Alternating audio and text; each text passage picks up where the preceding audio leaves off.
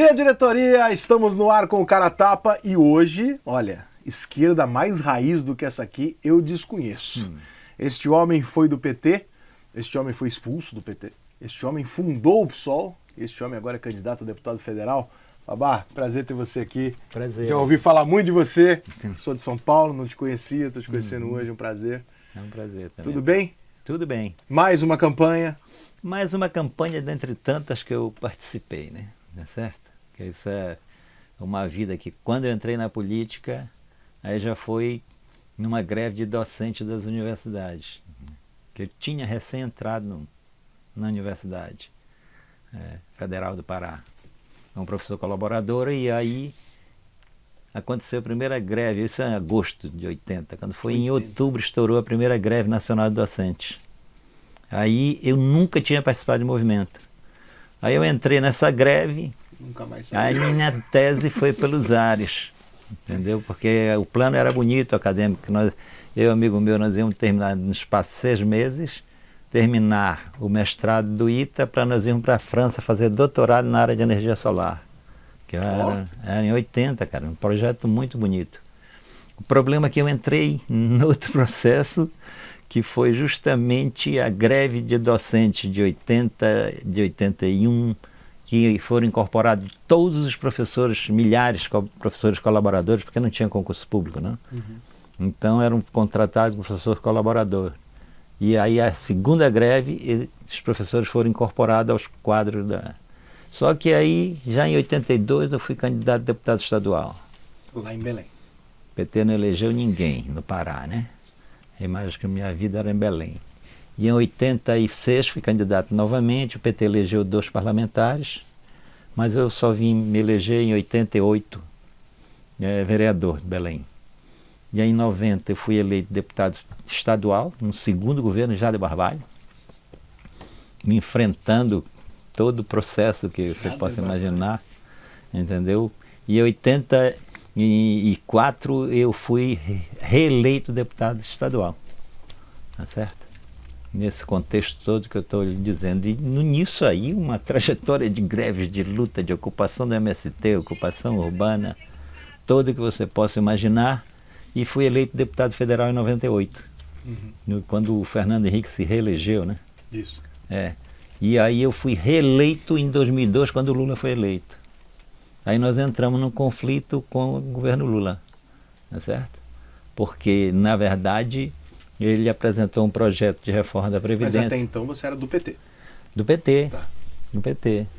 Toda essa trajetória que eu estou lhe falando, do PT. Sempre, tá. De 80, né? E nesse contexto todo também participei da fundação da CUT 83, né? Entendeu? Então, nesse contexto, quando o Lula assumiu, que ele desceu de forma assim cinematográfica da rampa do Palácio do Planalto, né? Junto com 27 governadores, para levar o projeto de reforma da Previdência para a Câmara dos Deputados. Aí nós entramos em conflito. Porque nós sempre fomos contra essa reforma da Previdência, como fomos agora com a do Bolsonaro, né? Mas a do Lula era para atingir os servidores públicos. E aí nós entramos em conflito, votamos contra, fomos conhecidos na época como os radicais do PT, né? Tá certo? E os 4 que votaram contra, eu, Elis Helena, Luciana Genro e João Fontes, eles nos colocaram numa comissão de ética. Qual a falta de ética em pensar diferente? Não, e o pior é que tu vê nessa comissão de ética estava Delúbio Soares, que depois foi saber que era o que comandava o escândalo do mensalão do PT. Entendeu? E o Silvinho Pereira, que ficou conhecido como Silvinho Land Rover Pereira, você se lembra disso? Não. Eu me lembro de alguma coisa porque assim, mas não lembro da história. ele ganhou um Land Rover, ainda era usado, não era nem zero. Presentearam aqui. Mas ele fez parte da comissão de ética.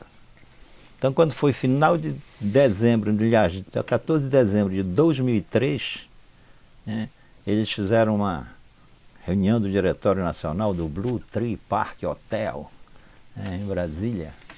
É um hotel de 5 estrelas, né? Para o PT, tu imagina, né? Aonde estava a raiz que estava, né? De raiz já não tinha mais nada. Aí ali eles nos expulsaram do PT. E quem contou para o senhor que é a expulsão? Como? O senhor estava lá no dia ou ele foi Fui convocado, cara. Nós fomos. Foi um julgamento. Ética, foi julgamento. E aí decidiram a sua expulsão.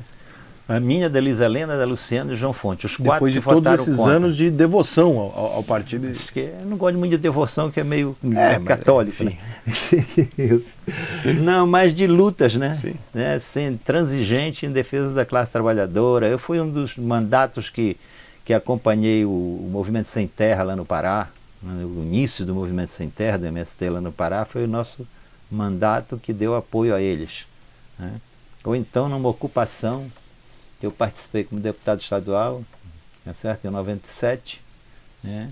E que, na verdade, no município próximo de Belém, que no final das contas eram 4.000 famílias, qualquer coisa assim que eu seja, né? Os caras queriam dar meu nome para a ocupação. Eu passei 20 dias direto lá com eles, não aceitei, e como fazia 30 anos da morte de Che Guevara, eu propus que ficasse Residencial Che Guevara. Então ficou, e depois eles mudaram de nome, mas o Che Guevara ficou, né? Então, só para mostrar que eu participava de greve rodoviário, né? Como participo aqui de greve de garis, né? Tu estás entendendo? Sim. Então a minha vida sempre foi, lá naquele início que eu te falo, que eu entrei na Convergência Socialista. O senhor é a esquerda raiz. De 80. Esquerda daquela, né? Entrei na Convergência Socialista, que depois houve um enfrentamento, um rompimento, aí redundou no PSTU. Que nós estamos aliados hoje nessa disputa. Mas nesse contexto, na verdade, eu passei toda essa temporada, e o Lula ainda trouxe o Henrique Meirelles, presidente do Banco Boston, para dirigir o Banco Central, para dar continuidade à política dos banqueiros, que depois a gente pode entrar nessa questão da dívida pública, né? Uhum. Tá certo? Então nós nos enfrentamos com isso, como nós aceitamos também Sarney na presidência do Senado. Não foi só a reforma da Previdência. Sim, sim. E o Meirelles e o Sarney te incomodaram também. A mim, uma parte que não estava como parlamentar, mas os 4 que ficaram, firmaram, que foi eu, Luiz Helena, Luciana, João Fontes, que compramos a briga, né? Bancaram que e aí aceitar. Nos expulsaram do PT, e eu mudei para o Rio de Janeiro para justamente ajudar na fundação do PSOL, em 2004. E foi a minha mudança de vida, de tudo, né? E disputei em 2006 por aqui, pelo Rio. Sim. Sabendo que eu não seria reeleito, né? Uma mudança de local. Eu tinha noção disso aí, não entrei no escuro, né? Entendeu? Mas tinha que participar para botar o nome, para fazer o processo para depois. No processo, né? Lá de luta. Agora, você foi expulso do PT em 2003, por discordar de tudo isso que você falou, fundou o PSOL. E hoje o PT está sendo apoiado com bandeiras e camisas pelo PSOL. Eu queria saber como é que o senhor se sente com isso. Lamentável, né? Entendeu? Um partido como o PSOL tenha ido parar nessa situação. Entendeu? Porque nós somos contra essa aliança que o PSOL montou com o PT, tá certo? Justamente o PT que tem todas umas histórias, né? Tristes histórias. E também as alianças que o Lula, porque veja bem o seguinte, durante os governos de Lula e Dilma, eles ampliaram o seu arco de alianças. Né? Tanto é que na eleição da Dilma houve a reeleição do Cabral, né? Entendeu? E Lula estava na linha de frente apoiando o Cabral, apoiando a Dilma. Né? Então isso mostra já todo um processo de degradação do PT. Em 13 anos de governo, depois que, imagina, colocaram 2 vezes o Temer como vice da Dilma. Né? Depois não adianta se arrepender. Depois chamaram de golpe, porra, vocês que botaram. Eu acho que o golpe dado na classe trabalhadora foi ter colocado o Temer por 2 vezes como vice da Dilma e com os aliados do MDB, todo um processo colocado. Muito obrigado. Tá bem? Café. Ela tá feliz que o senhor tá aqui, sabe? Porque ela é de esquerda. Aí vem o pessoal de direita aqui, ela fica brava. E hoje veio o senhor que ela tá feliz. Porque é uma democracia. É uma democracia, exatamente. Falam todos aqui, falam todos. Quero açúcar. Açúcar. Café tem que ser com açúcar. Mas é que eu tô numa dieta que eu passei muito do ponto esse ano. Tu tem que dar um jeito. Não que vai adiantar, tá? Eu vou continuar gordo, mas só pra dar uma melhorada. Mas tem que ter cuidado. Não. com a saúde. E o senhor enxerga... entendo que deve ser super difícil para o fundador ver as coisas que o senhor fundou com tais ideais terem ido para outra direção. É muito diferente o PSOL que o senhor criou para o que o PSOL é hoje? Com certeza. Para pior? Ou para pior? Para pior. Acho eu. Quais eram as bases que o senhor olha e fala, poxa, isso aqui se perdeu? Porque nós fundamos um partido justamente em contraposição ao PT, a toda a burguesia colocada, né? Tá certo? E que disputou eleições, né? Para presidente, para governador, para prefeito, né? Isoladamente, sem ter aliança com o PT ou outros partidos, né? Tá certo? Então isso era uma marca do PSOL, né? Importante, inclusive, que demonstrava que o PSOL tinha, na verdade, a sua essência ainda mantida. Mas essa essência foi se perdendo, né? Mas por quê? Em que momento? De que maneira? Eu creio que isso tem muito a ver com o crescimento do PSOL e com as questões de eleição de vereador, de deputado estadual, deputado federal, né? A essa situação. Então, essa situação tem companheiros que foram, nesse processo, acabaram tomando o controle do partido. Entendeu? Nós somos minoria dentro do... Hoje os fundadores não têm mais o poder do partido, não têm a voz mais forte. Faz um tempinho já, não temos. Nós somos minoria, bem minoria dentro desse partido. Te dar um exemplo dessa discordância que nós temos, que o presidente do PSOL, Juliano Medeiros, né? Tá certo? O pessoal apelido dele até de sapatênis, né? Porque é a marca registrada dele. Entendeu? Que figura! Mas sabe o que acontece? Esse cara hoje ele é suplente do candidato do PSB ao Senado em São Paulo. Imagina isso? Não. Mas entendeu? Como tem companheiros do mês, que é uma corrente que nós fundamos junto lá atrás do pessoal, que no Rio Grande do Sul, o companheiro Roberto Robaina, que é um dos dirigentes é vereador lá, mas dirigente lá, é suplente de senador do Olívio Dutra do PT. Então isso vai alterando a lógica do partido, e se tu tem uma maioria, tu acaba dando as cartas, né? Tá certo? Nesse contexto todo. Nós somos fora Bolsonaro de origem, né? Claro, vocês são de esquerda, evidente. Não, mas o pessoal ainda tem essa palavra de ordem do geral do PSOL, né? Fora Bolsonaro, tá certo? E nesse contexto, a situação que nós fomos ficando em minoria, né? E essa minoria se uniu com o PSTU para poder lançar a companheira Vera Lúcia, candidata a presidente, né? O Ciro Garcia, que foi dirigente de sindicatos bancários aqui no Rio de Janeiro durante anos, é candidato a governador, e também a companheira que é a Bárbara Sinedino, que é uma professora que saiu candidata ao Senado pelo PSOL. Trouxe o Santinho? Lógico, né? Então aqui você vê... Olha o pessoal todo aí. Essa aqui é a Vera Lúcia, indígena, que é a primeira, a vice, e o Ciro Garcia, né? Tá certo? Essa menina é Raquel Tremembé. A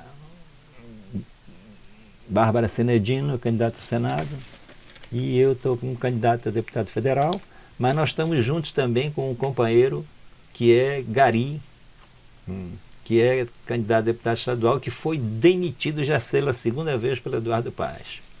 Mas, Obá, me diz uma coisa, quando o PSOL foi fundado, quais eram os fundamentais, os ideais fundamentais do partido? O que se tinha por base? Claro que as coisas vão mudando com os anos, com os tempos, ninguém exige que as coisas sejam a mesma de 1980, mas foi fundado em 2003, né? 2004, desculpa, né? Logo depois que você chegou aqui, saiu do PT e fundou. Quais eram os pilares inegociáveis do PSOL? A construção de uma sociedade socialista que nós achamos que eu particularmente aí continuo defendendo, não é certo? Mas foi se perdendo no meio do caminho, não é certo? E alianças com a burguesia que nós nunca aceitamos. Esse é o processo que nós entendemos que o governo Lula, né, enveredou por aí, né, quando assumiu a presidência, mas antes mesmo, quando ganhou prefeituras ou governos estaduais, já vinha num processo, ninguém muda do dia para a noite, né? Entendeu? Então esse princípio do socialismo e não aliança com a burguesia, que eu acho que é algo que nós continuamos defendendo e que foi se perdendo no caminho. Eu acho que essa característica que eu acho que o pessoal perdeu. Né? Erradamente, na sua visão. Com certeza. Né? Mas mesmo hoje, em 2022, nós tivemos vários casos no mundo de socialismo mal sucedidos. Sim. Mesmo hoje o senhor ainda acredita que este é o melhor caso? Mas aquilo não era, o stalinismo, na verdade, foi uma distorção do que Lenin, Trotsky sempre defenderam. Quando Stalin assumiu, né, assumiu uma burocracia do Estado soviético, correto? Que mudou também todas as características, como é o chamado stalinismo, né? Uhum. Entendeu?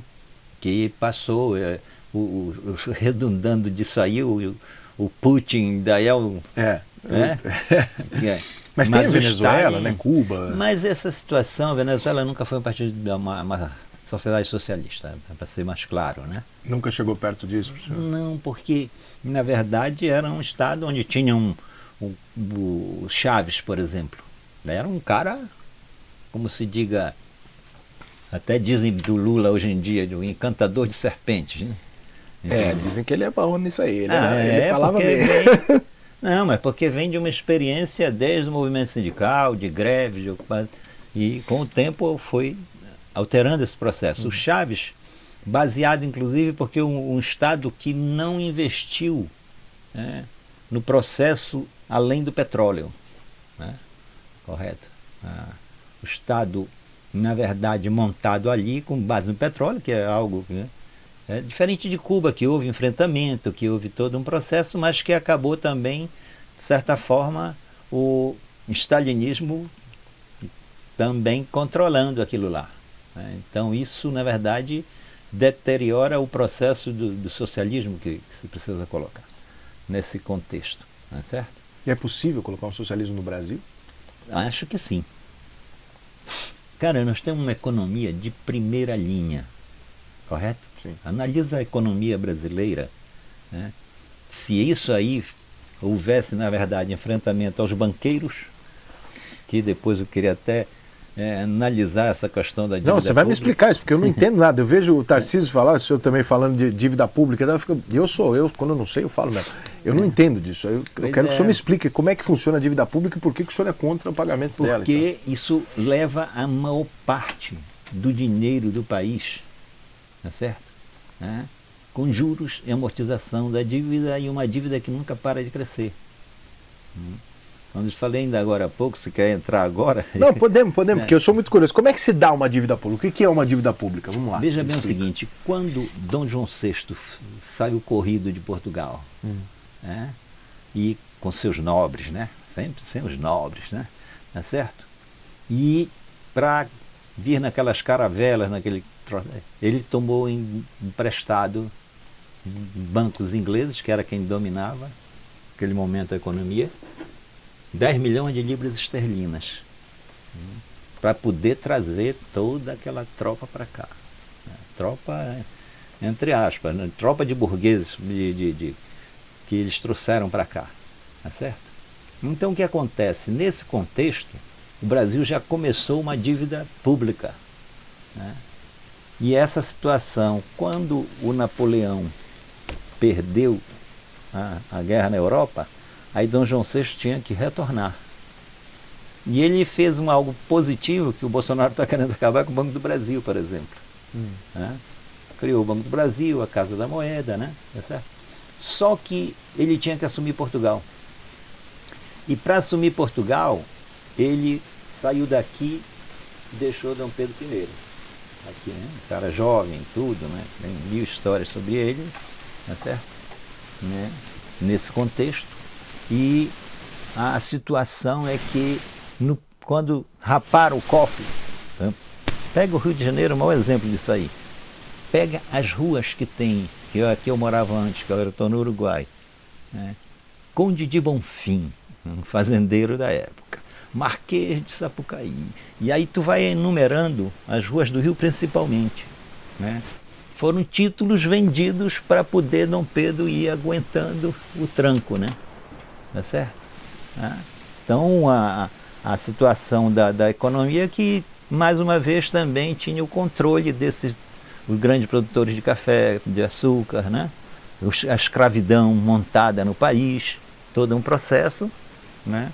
Que nesse contexto veio redundar no que se diz hoje 200 anos da independência do Brasil, né? Faz toda uma festa, aí vai Bolsonaro para Copacabana, fazer aquele jogo de cena dele.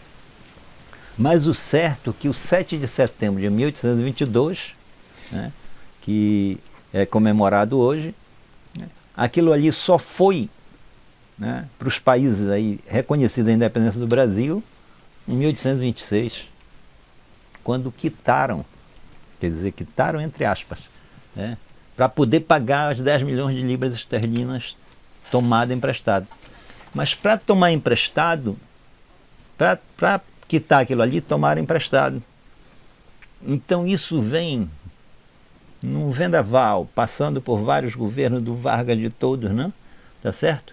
E sempre aqui uma burguesia tendo o controle disso aí e os bancos começando a também o seu domínio. Então o que acontece? Chegou um momento que era dívida em dólar, né? Controlada pelo FMI. Né? Isso não era só do Brasil. Né?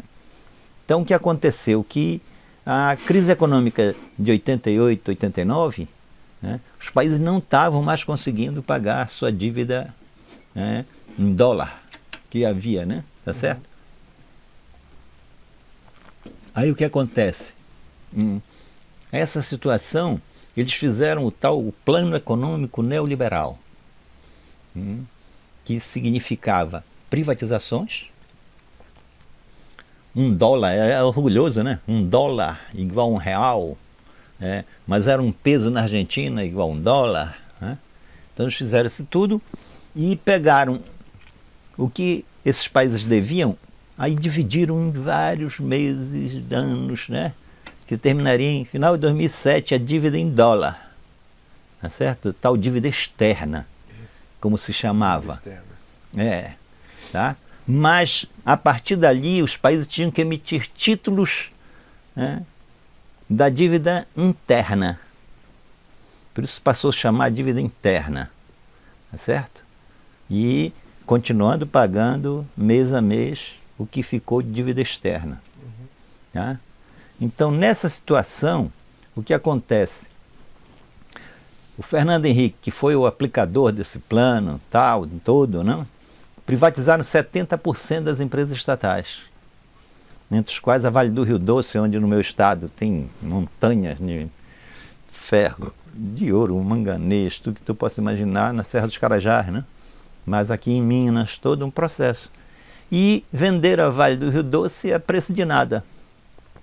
Fernando Henrique, né? Banerje, todo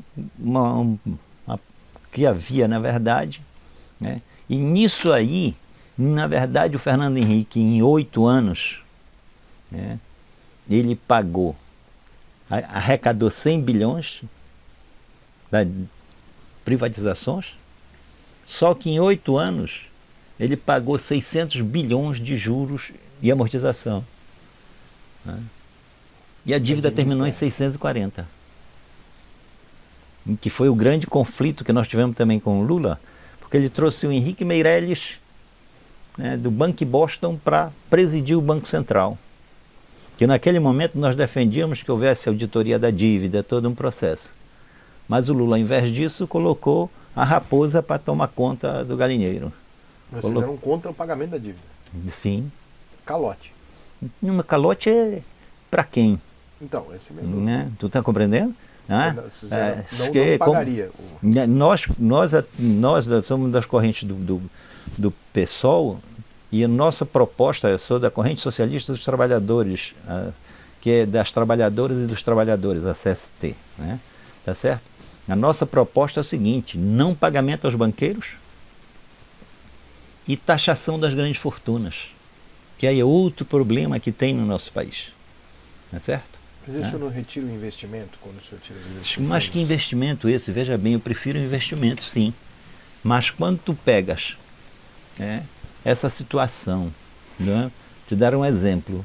O Lula pegou 640 bilhões de dívida. Tá certo?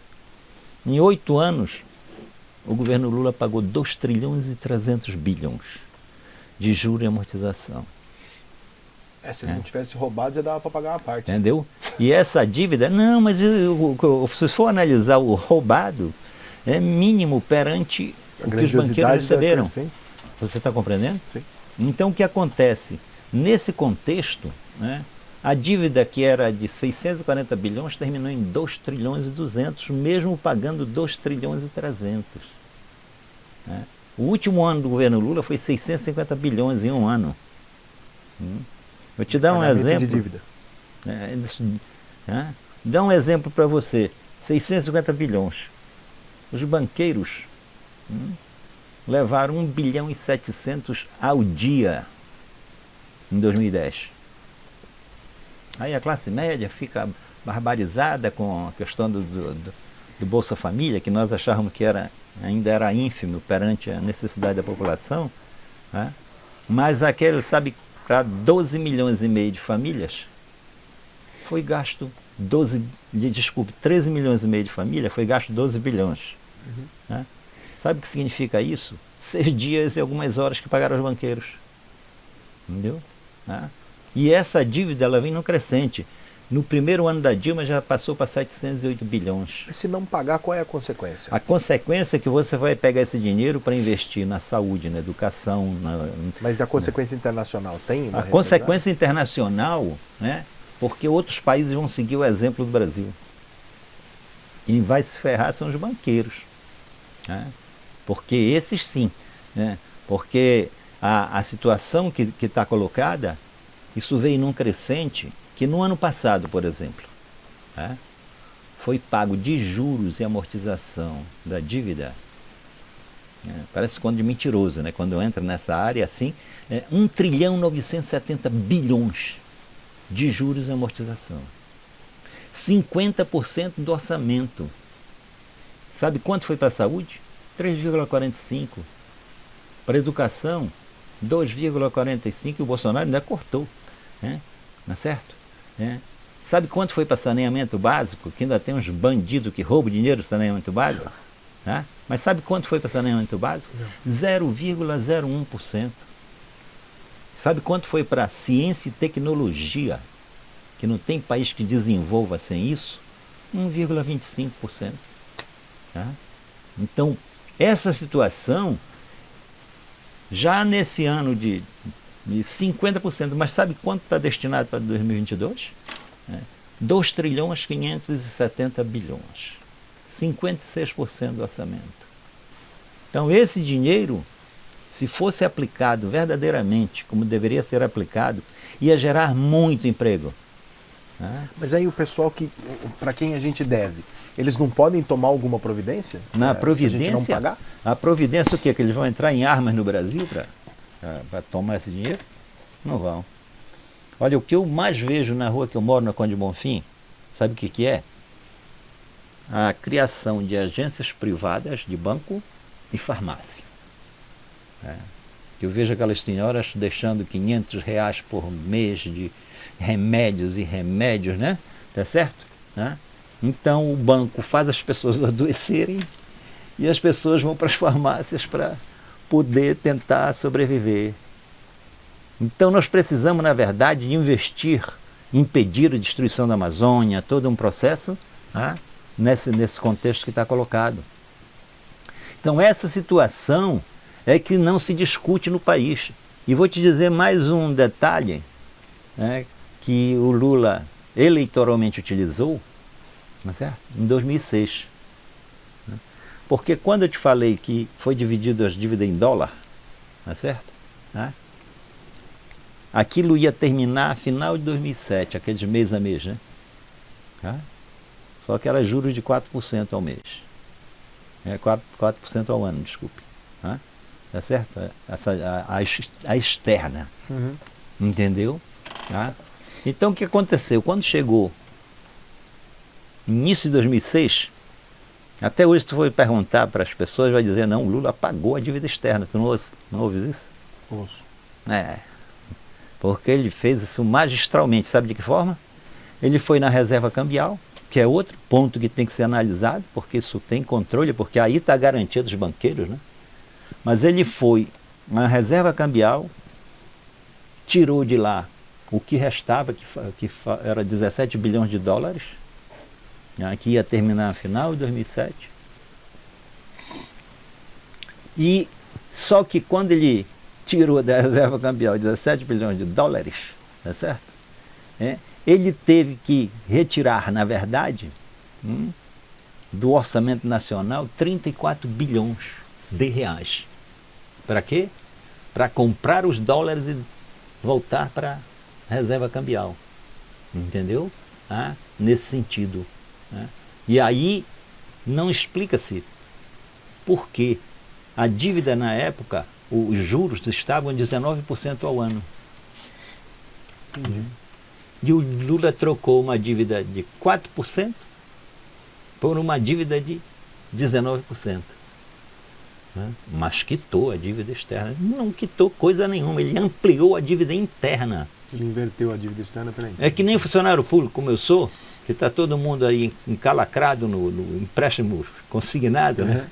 Mas é juros baixos, né? Sim. É que nem que tu chega lá com o gerente do teu banco, olha, eu ainda tenho 20 mil devendo aí. Tá certo? Então eu quero, na verdade, quitar essa dívida, tirar do meu contra-cheque, mas eu quero que o banco me empreste. Você fez outra dívida. Não, mas dívida é muito superior. Sim. Então essa dívida aí, cara, esse processo todo, quando te falo que vem... Sabe quanto está o total dessa dívida hoje?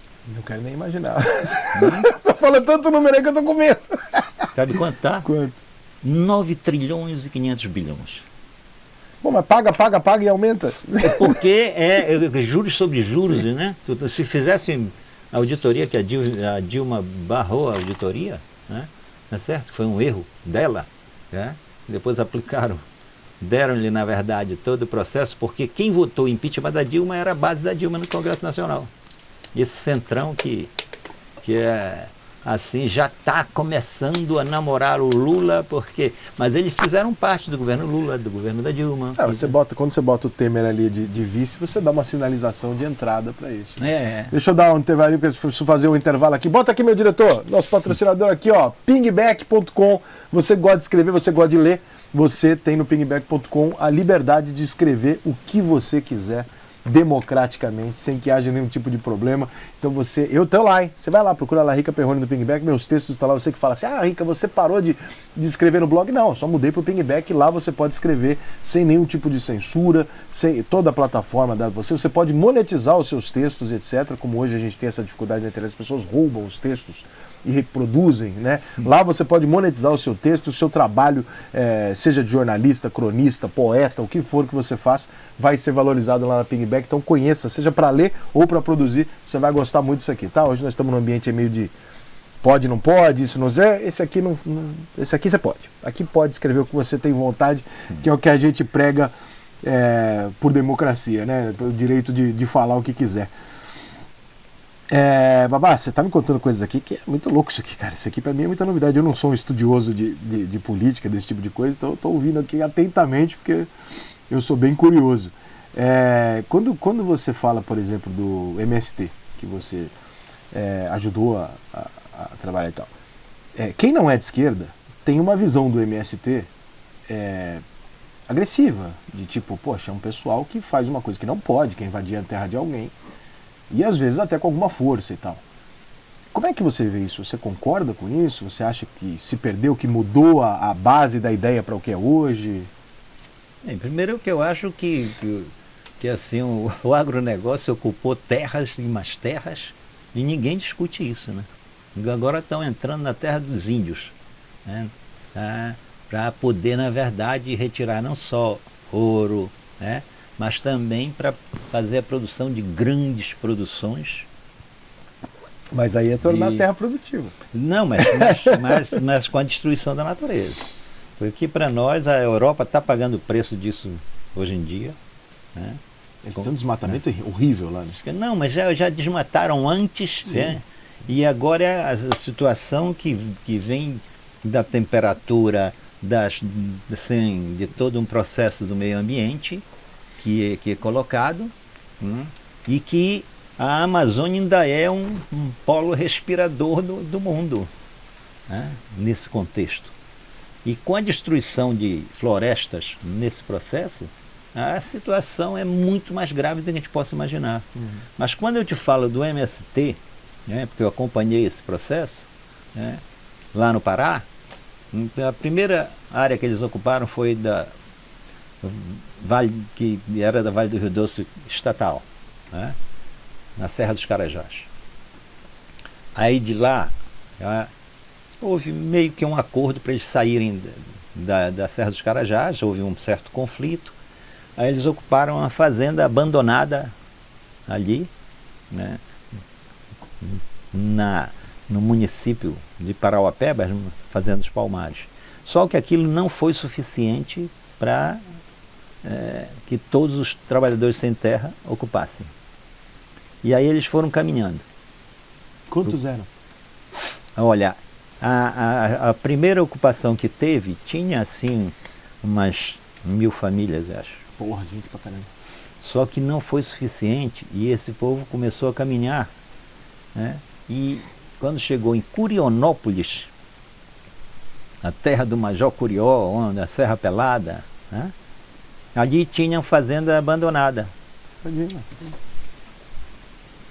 Tinham fazendas abandonadas. Compreendeu? E eles ocuparam uma dessas fazendas. E aí ficou uma briga para a legalização da área que eles tinham ocupado, né? E vai e vem, e nada de resolver um problema. Porque o pessoal, quando fala o município seguinte, né, é Eldorado dos Carajás. Pois é. Então, eles foram caminhando e iriam até Marabá, para chegar na saída do INCRA, para poder, na verdade, negociar a área que eles tinham ocupado em Curionópolis. Aí o que aconteceu, que já tinham tido conflitos com o pelotão daqui de Parauapebas, tá certo? Que conhecia as lideranças, né? E o Almir Gabriel, que é um governador já falecido, entendeu? Mandou o pelotão de choque de Belém e cercaram os trabalhadores sem terra. Isso em Eldorado do Carajás, por isso que é conhecido como chacina de Eldorado do Carajás, né? Mas aí, me tira uma dúvida. Não é a função da polícia impedir que se invada uma coisa que tem um proprietário? O problema, como eu te falei, tem áreas nesse país que foram ocupadas historicamente e que muitas dessas áreas os donos da fazenda não têm documento. Mas vocês escolhem essa área? Vocês sabem que aquela área não tem documento? O pessoal do MST fazia análise desse processo. Eles iam só em quem não tinha documento? Porque na Amazônia é fácil não ter documento, né? Eu imagino que sim. Tu tá compreendendo? Até hoje. Compreendeu? Então, nesse contexto, o que aconteceu? Não foi a polícia que veio de Belém, não. Não? Foi a polícia que veio de Parauapebas, que conhecia as lideranças, e eles mataram um a um. Porque o pessoal que veio de Belém, que veio com força, com tudo, mas eles não conheciam as lideranças. Então essa polícia que já tinha tido confrontos com eles, assassinou as lideranças.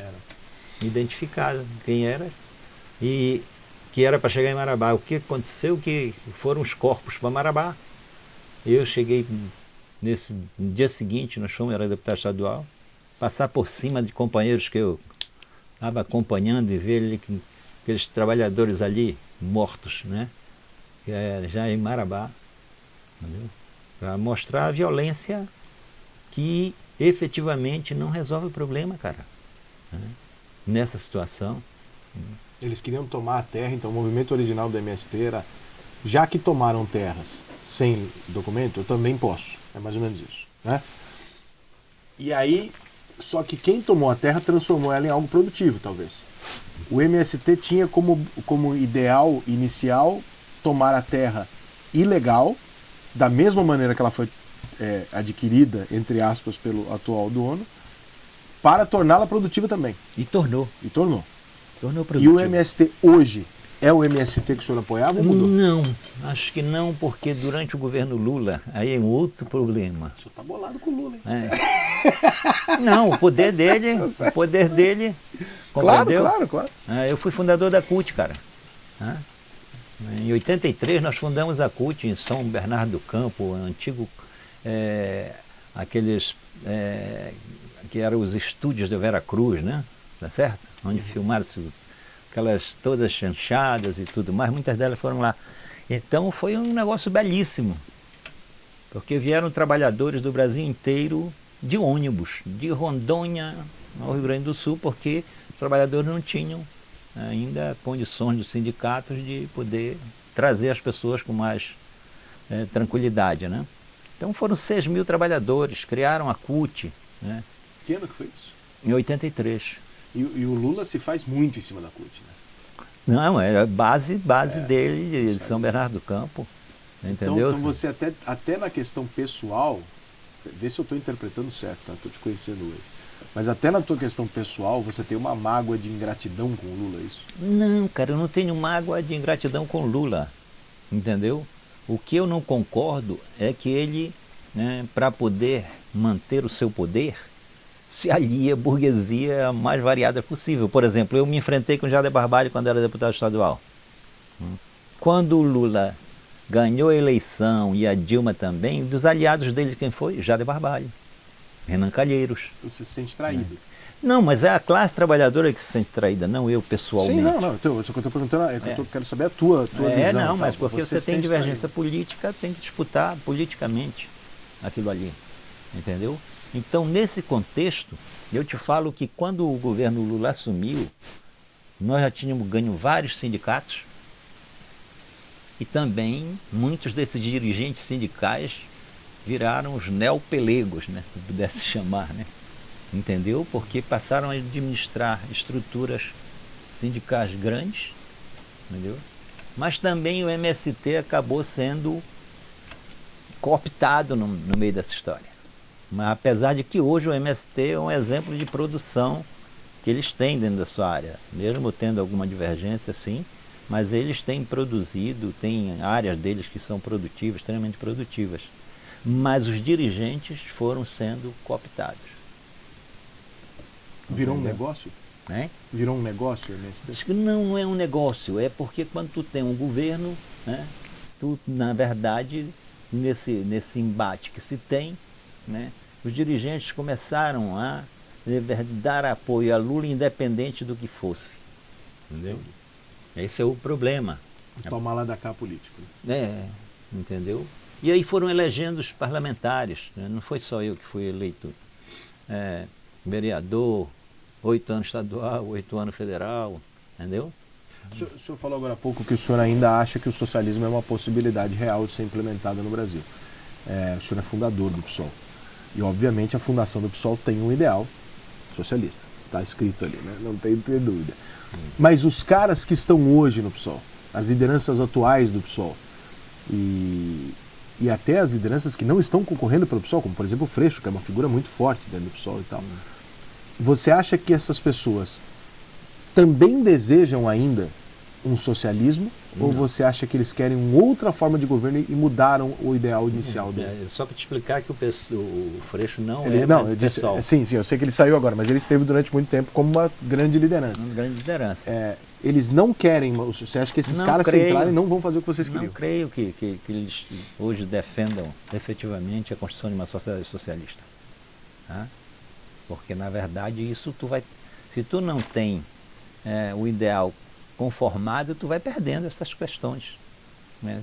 Tu vai, assim, dentro de um contexto de tanto de sindicatos, mas também de parlamentos, de prefeituras, de fazer alianças com a burguesia, né, que foi justamente o que o Frente Ampla, chamada, né, do governo Lula, principalmente o governo da Dilma nos 2 mandatos.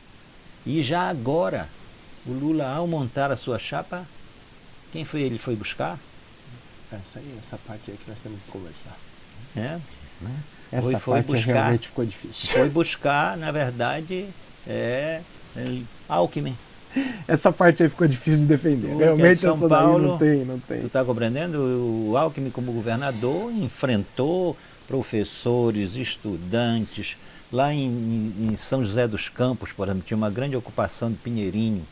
O Alckmin chama o Lula de ladrão, né? E tá na vice do cara. É uma coisa muito louca, né? É muito louca essas coisas assim, entendeu? Se você acha o cara ladrão e você é vice dele, você sabe que o cara te acha ladrão e te coloca ele de vice. Ou seja, tem alguma coisa errada aqui, não tem? Erradas são essas alianças, cara. Quem é, por exemplo,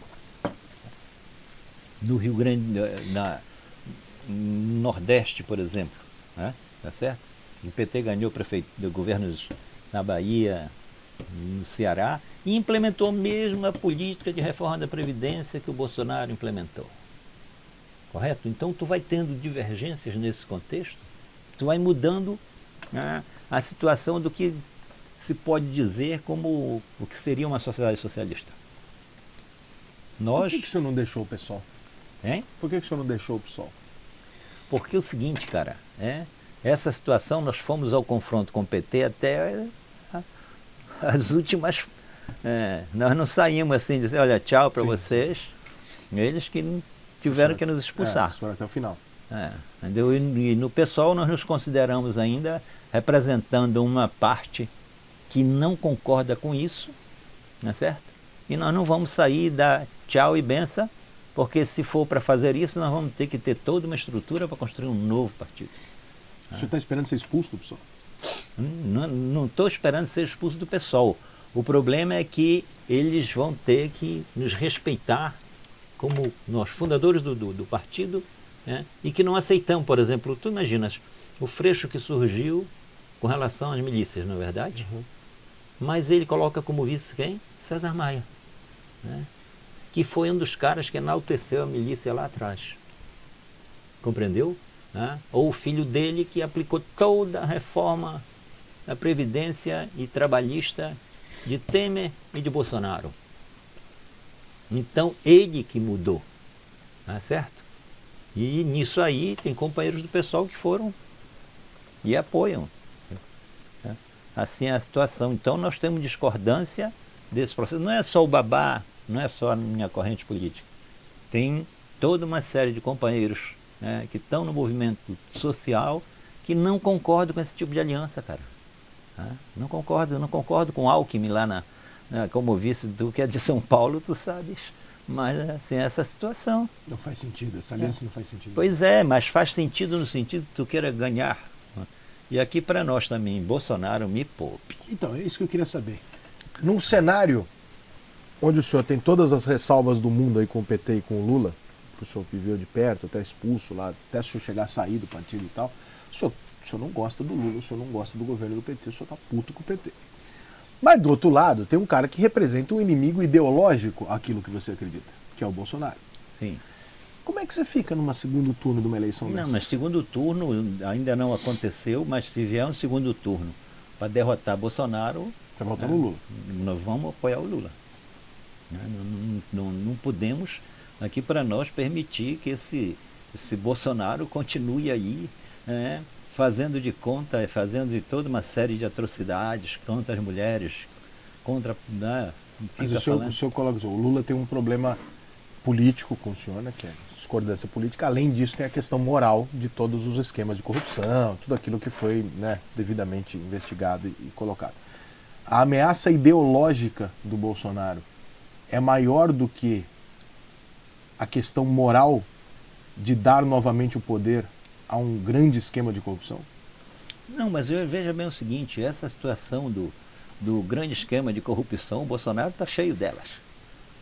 Mas não tem nada comprovado ainda. Não tem nada comprovado, me poupe. Não, comprovado não tem, né? A rachadinha, o Bolsonaro divide a corrupção pela família, entendeu? É o filho que fez a rachadinha aqui e colocou ligações com a milícia, hein? Entendeu? Aquele cara que foi assassinado lá no interior da Bahia, né? Ele foi homenageado pelo senador atual, mas o senador atual comprou, né, em Brasília, né, casas de milhões, entendeu? Ou a família Bolsonaro, que em menos de 4 anos compraram 130 imóveis. Como? E mais 30 grave, anos, né? Foram 30 anos. E mais. 51 imóveis desse foi comprado dinheiro no cacau. Mas o senhor não, em relação à rachadinha, eu perguntei isso até para o presidente, ele veio aqui, eu perguntei isso para ele. Eu não entendo, eu não sou um conhecedor de política nem perto de vocês, então, mas eu conheço muita gente da política e a gente conversa, né? Eu sei que existe a rachadinha desde quando eu tinha 20 anos. Eu tenho 43. E eu sei que isso é uma prática comum, como todos vocês sabem, que é absolutamente errada, erradíssima, mas que é muito comum essa história da rachadinha. Não está na hora dos políticos todos fazerem um meia-culpa, em vez de ficar jogando para esse ou para aquele e falar assim, olha só, todo partido tem. A própria lista que pegou o Flávio Bolsonaro tem lá. PSOL, PT, tem todo mundo. Gente, olha só, tá errado. Vamos parar, vamos ajeitar aqui, parar, porque nós políticos estamos, os partidos de um modo geral sempre fizeram isso, e isso não está certo, do que ficar atingindo esse ou aquele, sendo que todo mundo está na lista. Olha, cara, eu não estou na lista. Não, você não, estou falando de pessoa, estou falando de partido. Não, mas de todo partidos, partido tem. Mas de partidos, a situação toda do que eu conheço de parlamentares do PSOL, não aconteceu esse processo. Não, tem um na lista lá da COAF, lá acima do Flávio, inclusive. Logo acima, o primeiro nome em cima do Flávio era alguém do PSOL. Mas o que eu estou querendo colocar para ti, por exemplo, eu fui assumir a vaga de Marielle. Eu ia tocar nesse. O senhor é o cara que entrou na vaga da Marielle, né? Entendeu? Era primeiro suplente. Entendeu? Então o que é que nós fizemos como mandato que eu poderia pegar todo o pessoal que trabalhava com a Marielle, que como assumir um mandato, poderia fazer isso. Mas nós mantivemos todo o pessoal que trabalhava com a Marielle. Até para, assim, com exceção de uma companheira que foi, se eu não me engano, com o Glauber. O restante ficou. E com independência, inclusive, no gabinete. Nós não tivemos nenhuma interferência. Para não mudar o que ela estava fazendo. Né? E nisso aí conseguiu eleger 3 parlamentares negras do trabalho que a Marielle já vinha desenvolvendo. Então, depois que elas foram eleitas, e assumiram a Assembleia Legislativa, e esse pessoal, os companheiros e companheiras, foram para o gabinete delas. Entendeu? Das 3 que foram eleitas na bandeira que a Marielle defendia. Né? E aí que nós fomos contratar companheiros para fazer parte do nosso mandato. Então eu, na verdade, isso foi em março, abril, qualquer coisa assim. Então eu, na verdade, tive um mandato que foi muito curto, que não me reelegi, porque se eu fosse, eu ia pegar o seguinte, companheiros, mas nós respeitarmos o trabalho que Marielle vinha fazendo, mas principalmente o trabalho dessas companheiras. Não, pela maneira que foi, eu entendo o senhor não querer mexer por respeito. Não, é questão humana e de política. Ela morreu, ela foi assassinada, não foi assassinada. Não perdeu o cargo, né? Não entregou o cargo nem nada, tá certo? É diferente. Então essa situação é que a gente tem que justamente analisar esse processo. Agora, evidentemente, nós temos divergências com o PT, temos divergência com Lula, mas se por um acaso houver segundo turno, nós vamos apoiar o Lula. O senhor não é a favor nem do PSOL apoiar o Freixo? Não, porque ele está junto com César Maia. É o que eu acho interessante. Estamos conversando aqui há 1 hora, mais ou menos. Eu não sou de esquerda, mas claramente o senhor é um caso de ideologia pura. O senhor acredita no que o senhor tem como ideal. o senhor não quer corromper nenhum dos seus valores, concordemos ou não com eles, tá? Quem está assistindo ou não. Mas claramente ele não negocia os valores dele. O que eu acho uma qualidade. Você não está negociando nenhum valor. Ah, fizeram a aliança aqui, pode ser bom para mim sim, mas isso aqui está errado com aquilo que a gente combinou, não quero. Isso é muito raro hoje, porque o político hoje ele se vende por qualquer merda. Qualquer coisa ele se vende. O senhor está se colocando aqui contrário às decisões do seu partido, mesmo que isso indique um enfraquecimento, talvez, de um apoio a alguém que está contra a ideologia contrária, que é o Bolsonaro, meramente para o senhor manter a sua linha de coerência daquilo que o senhor acredita. E eu respeito muito isso. O senhor tem uma linha muito... Dá para ver que o senhor acredita no que o senhor tá, tudo que o senhor está defendendo. Mas nós temos que ser coerentes, inclusive, com Sim, as mas a política não é dificuldades... hoje em dia, né?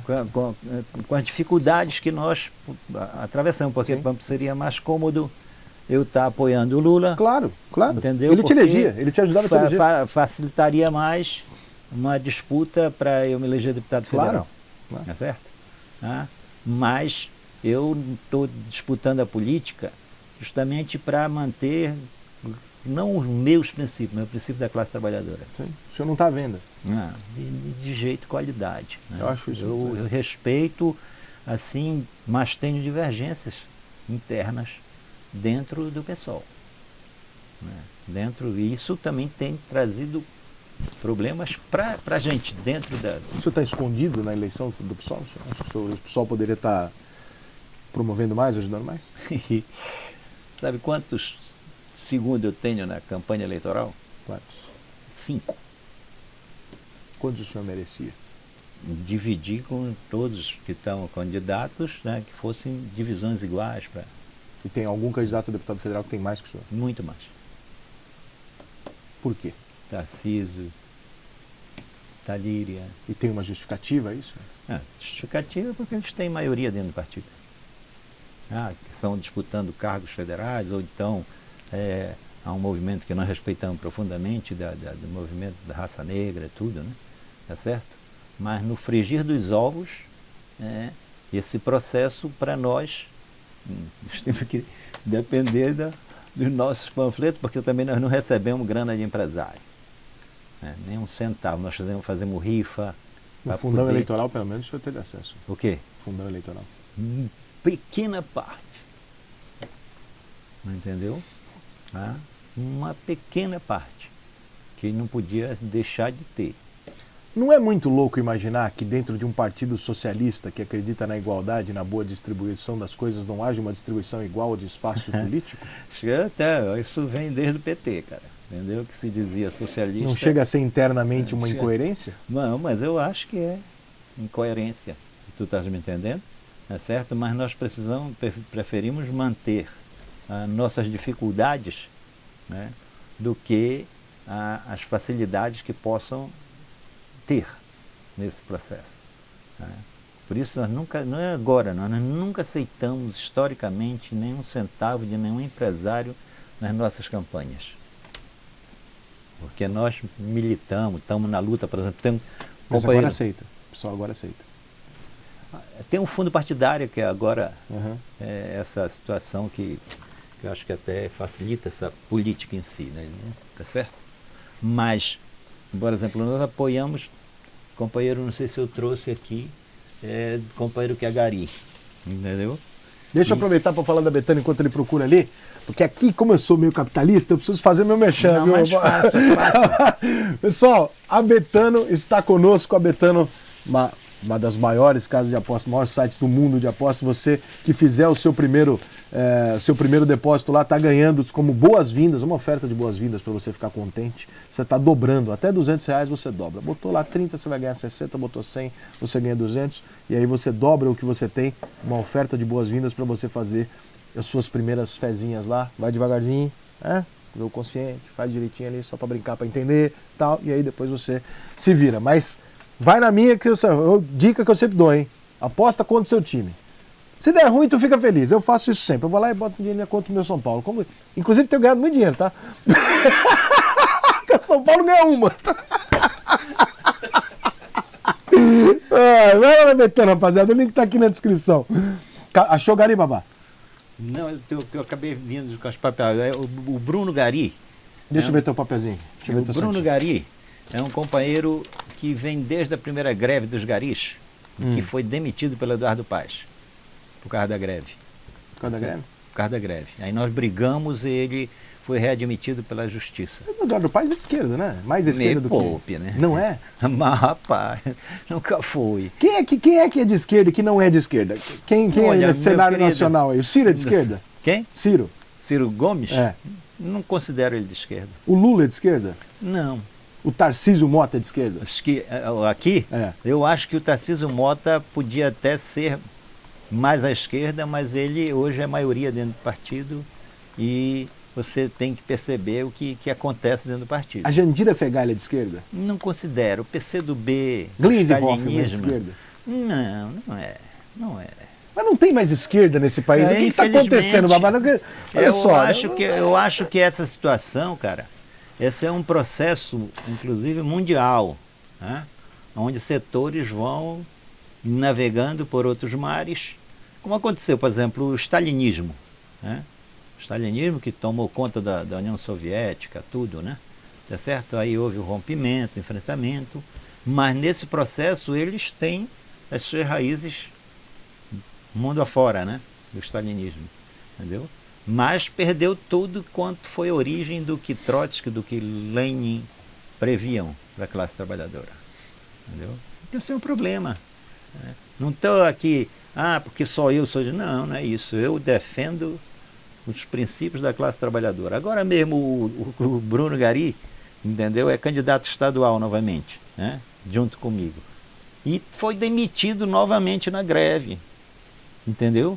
Nós fomos presos, eu, ele e outros companheiros, fomos presos durante a greve dos garis, onde nos encostaram na parede como se fôssemos bandidos, entendeu?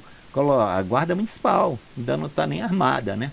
Entendeu? Cercaram o carro que nós estávamos conversando com os companheiros que estavam querendo furar a greve, né? E até hoje está rolando um processo contra a gente, entendeu? Porque nós enfrentamos Eduardo Paes, porque nós enfrentamos a política dele. E o Bruno Gari novamente foi demitido. Está na justiça o caso dele, para poder, na verdade, talvez março seja julgado. Né? Agora, os processos do Eduardo Paes, por onde andam? Né? Copa, Olimpíada, e aí vai, entendeu? Desde quando esse cidadão é de esquerda? Esse país é difícil, né? Porque esse país não tem uma lógica nas coisas, né? Não é um país muito justo. A lógica para mim era enfrentar sabe que tem 315 bilionários no país, que cresceu inclusive essa grana dessas figuras, entendeu? Durante o Covid, né? Tá certo? Então tem 315, dizem que é 180, mas coloca aí. 300. Tá, vamos negociar em 300. 300. Esses caras têm a mesma renda, né, que 105 milhões de brasileiros. Aquele cara que está pedindo esmola, o morador que vive em condições de rua, pedindo aqui, pedindo acolá, arrecada R$5, esse paga imposto. Deixa eu te perguntar uma coisa. Eu entendo superficialmente a ideia socialista e o ponto de vocês. Eu não posso ter 300 pessoas ganhando a mesma coisa que 100, porque isso está errado, isso eu entendo. Mas, em outros países do mundo, é natural e aceitável o seguinte: bom, eu vou ter 300 caras aqui que vão ter 300 mil empresas aqui comandadas por eles vão ficar muito ricos, mas vão gerar economia e dar emprego para todo mundo. Na ideia de vocês, isso deve ser dado pelo Estado, deve ser regulamentado pelo Estado e, portanto, o Estado distribui, impedindo que alguém fique muito rico e outro muito pobre. Essa é a ideia base, ok? Ok. Só que o Estado, ele é movido a política. As estatais são políticas. E o que a gente tem de exemplo nos últimos nas últimas décadas, é que as estatais e as decisões políticas do Brasil, na verdade, viram uma grande possibilidade de roubo. E que, quando você tem a privatização, você vê um funcionamento daquela empresa melhor porque tem um dono capitalista que está buscando que aquilo não dê errado. Como é que a gente pode fazer que empresas estatais, ou que qualquer tipo de coisa do Estado, funcione sem a corrupção, já que o dinheiro não é de ninguém, entre aspas? Mas nessas empresas que tu fala que foram privatizadas, a corrupção é altíssima. Mas aí é problema do dono. Não, mas não é problema do dono, é problema da sociedade. Não, mas quem vai levar prejuízo é o dono, não é mais a gente. Não, mas leva sim.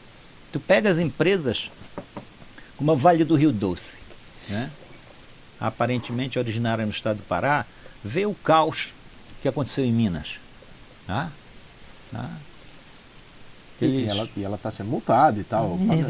Não, eu entendo, aí é uma questão jurídica. Não, mas eu estou falando nisso porque a Vale do Rio Doce não está sendo efetivamente, porque nós defendemos a reestatização dessas empresas. Como é que faz isso? Isso é possível? É possível sim. Você desvende a empresa? Como é que faz? Não, desvende não, o Estado assume. Mas e aí, quem comprou?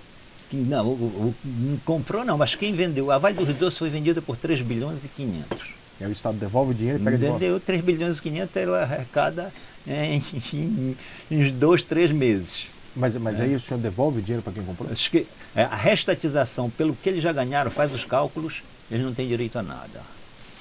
Mas como é que o senhor pode vender um carro para alguém e pegar de volta? Não, mas veja bem o seguinte, mas tu não pode comparar o carro que tu compras, compreendeu?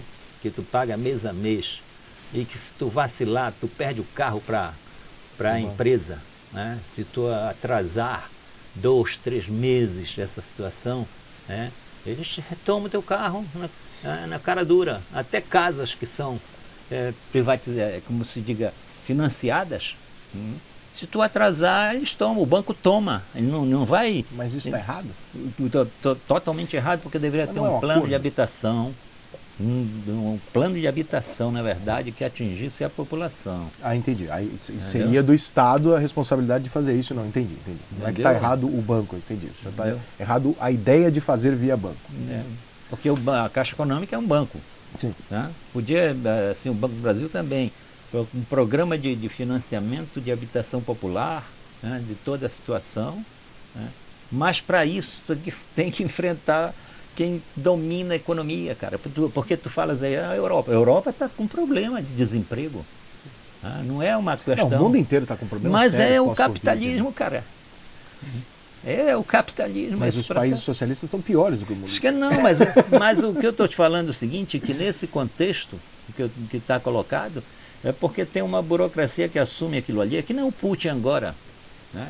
O Putin na verdade, se meteu e ele achava que ali numa semana, 15 dias... Ele resolvia a parada. Ele resolvia a parada. Não resolve.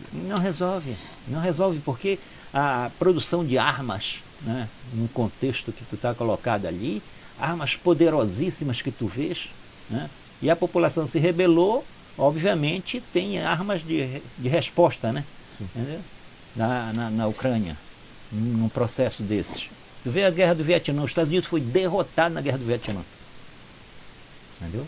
Derrotado, efetivamente. Por quê? Porque a população se rebelou contra aquela guerra e os Estados Unidos, super poderoso, não conseguiu. Né? Então há uma crise do capitalismo a nível mundial que a tendência é só se agravar. Da mesma forma que o meio ambiente, né, que se não tomar cuidado com... Não adianta depois dizer que vai para Marte, vai para não sei para onde, né?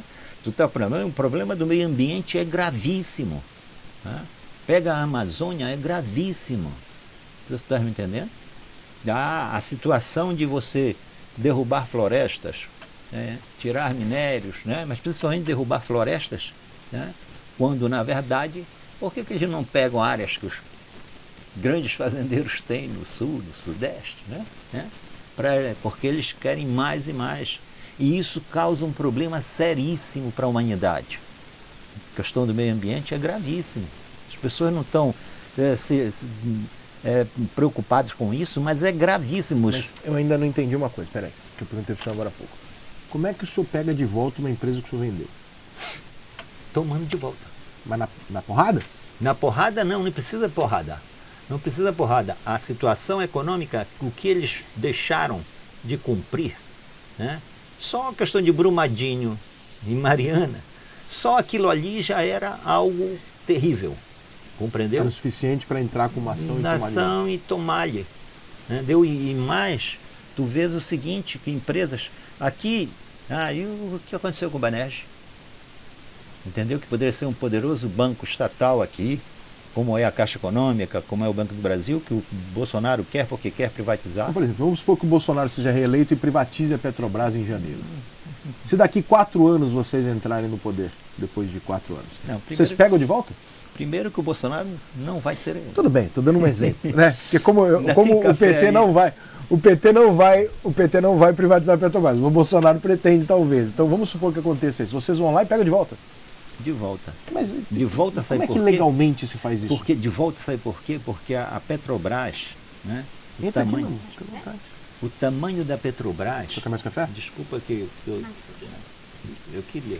Que inveja que eu tenho, porque se eu tomar um café, eu fico a noite inteira sem dormir, eu tomar mas- 3 e tá inteiro. Mas eu também, não te preocupa aqui. Eu vou para casa, né? Porque uma empresa como a Petrobras, né? Um patrimônio que tem, essa empresa é fundamental para desenvolver a economia no Brasil. Não é só o petróleo e que vai parar ali no posto Eu de entendo, gasolina. que eu não entendo como é que legalmente se pega de volta. Quem comprou... Legalmente pega-se de volta e eles que queiram, né, que entrem num processo para querer retomá-los, mas se o Estado toma de volta, tu está compreendendo? Vai ser um confronto? Vai. Mas é um confronto que tem apoio da população. Mas isso não é ditatorial? Ditatorial é o que eles fazem com a economia, cara. Né?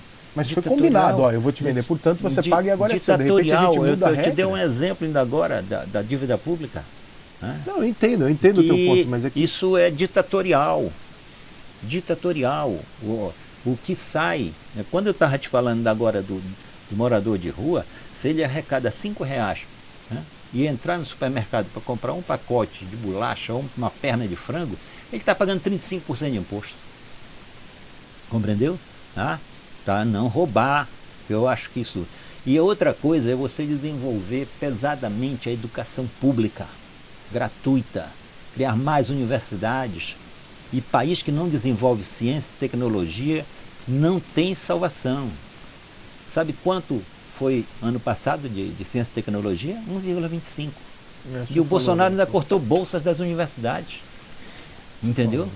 Para uma juventude que está aí doida para poder criar, para desenvolver. E país que não desenvolve isso vai ficar eternamente dependente. Né? Porque o pessoal não analisa a China, né, cara? Mas vê a exploração que hoje passa a população chinesa também. Entendeu? Que é o capitalismo. Então esse capitalismo já deu demonstrações de sobra que não resolve o problema da humanidade. Deixa eu pensar uma coisa aqui. Uma pergunta interessante aqui. Salário mínimo contra o Auxílio Brasil. Hoje o salário mínimo é de R$ 1.200 para um brasileiro trabalhar em média 22 dias por mês, 8 horas por dia. O Auxílio Brasil é R$ 600, o mesmo brasileiro pode ficar 30 dias em casa. Quem é que vai querer trabalhar de carteira assinada? Meu querido, é o seguinte, o cara vai preferir pegar... Primeiro que o salário mínimo é irrisório. Tá?